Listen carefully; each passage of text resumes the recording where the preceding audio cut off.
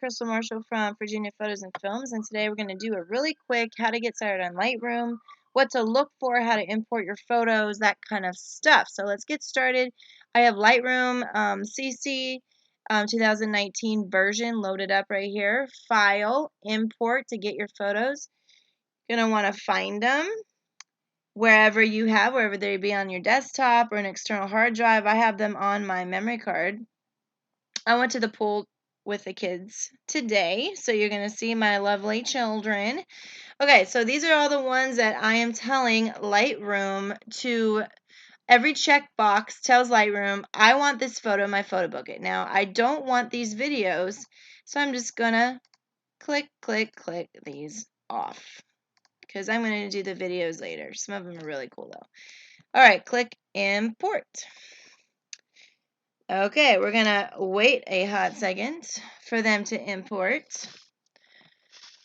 And as they're importing, we're going to talk about what to do. So why would you use Lightroom instead of Photoshop? So I absolutely love Lightroom. I do thousands and thousands of wedding photos every time I shoot a wedding, which is pretty much every other weekend now. And I can do 2,000 plus wedding photos in a matter of hours.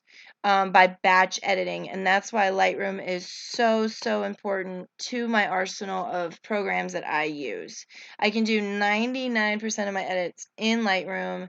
The only reason why I'm really going to Photoshop is if I'm doing some pretty hardcore retouching, or if I'm adding some sky overlays or adding confetti overlays or just some special effects kind of stuff. But for most of my general purpose photography, I am using Lightroom. Okay, so as these are downloading, you see that this is still in the library tab. We have develop tab. We have map, which I don't really use. It's for geotagging and for people that are traveling and stuff. This is for to create books, to create a slideshow. Again, I can use other apps that are quicker for that.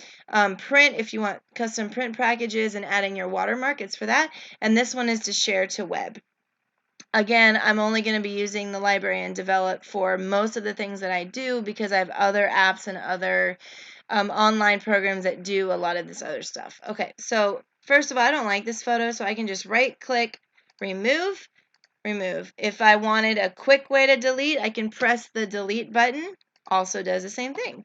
Okay, so here we are. Here's my bucket of photos. Now, if I wanted to, I can press Control A, or if you're on a Mac, Command A, and I can just do a real quick adjust the exposure for a whole bunch of them. So as you see, they're starting to change right here. Let me do one more click.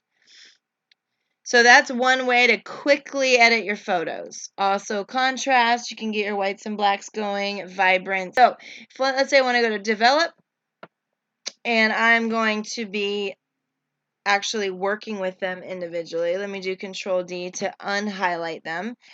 Now, to me, I shoot raw, so that's why you're seeing a lot of the photos. I feel like they're not as pop-in as I would like them to be, so we already see some of the changes that we made before. If we want to adjust the temperature, make it a little bit warmer. If we want to adjust the tint, we can do that. Those are really helpful if you're in a situation where it's really crappy temperature fluorescent lighting. My absolute favorite thing is here. We already are on the tone curve. I like to, here, let me reset this tone curve. Linear, okay, here we go. I like to go like this, and then I like to go like that. Just make a slight S curve. Okay. So that's one of my favorite things. Shadows brings up the shadows. I love doing that. Highlights brings up and down the highlights. Skies, this is for skies. Whites, obviously also for skies, and for like wedding dresses I use that. Blacks brings the shadows a little bit more contrasty. Here's another contrast kind of thing. I like to kind of keep my contrast low personally. Dehaze is really good if you're shooting in like a backlit situation. Clarity gives it that HDR effect. Texture is a new feature. It gives it kind of that super also HDR effect. Vibrance boost the colors. I like to do a little bit of this where I am lowering the saturation but boosting the vibrance. So I still have a little bit of that pop, but it's not as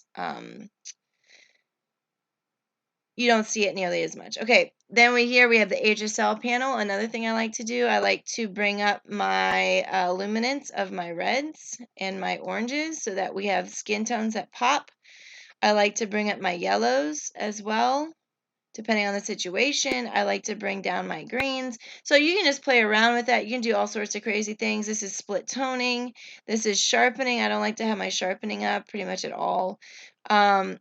This is for if you have a lens like mine that has a lot of, what's it called, vignetting. So I have a Nikon right here. I have right here, it's already sensing my Nikon lens, which is a 24 to 105. It does get a little bit distorted, so I like to adjust that in camera. Vignetting, I want to take that out. So I can do that in Lightroom, which is great because that is my least favorite thing about that lens is that the vignetting is horrible. Then another, if we wanted to add vignetting in there, personally I don't like adding vignetting. I just feel like it gets really cheesy. If we wanted to add grain, we can add grain. If we wanted to adjust our processing, again, this is kind of another way that the coloring can go up and down. I don't really use that nearly as much as I should. I feel like with the HSL panel does kind of the same thing. Okay, so now we have a picture that I really am happy with. We have before, after. I just think it's brighter. It's a little bit more, the vignetting has been taken out, the contrast. So I'm really liking it. Okay, so let's say I really like this. Develop new preset, the pool. Okay, that's going to go on the user presets. And again, here it is in the bucket. Let's see in the bucket. Here it is right here, pool. So that's really cool. Let me copy this. Now, this is very important. Copy all the check mark boxes are copied except crop. I can do that as well. Right here, copy, we did it just in case. And then Control A, right click, develop, paste settings. So all of my photos in that set are going to now change. You see them changing down here?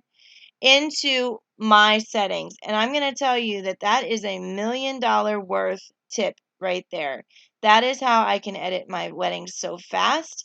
That is how I can get a preset for a certain setting or a certain light setting, and I'm able to do my photos so quickly.